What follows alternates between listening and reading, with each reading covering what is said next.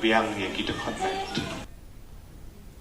The All Jayantia Muster Roll Workers and Labour Union today sent a reminder letter to the Chief Minister and to the Minister in charge Labour Department on their grievances that they face. Speaking to the media at Shillong Press Club, K.L. Parriott, advisor of the union, requested the government to do justice and pay accordingly. He cautioned that if the government fails to fulfil their demands by December 17, they will hold for hunger strike here in the city.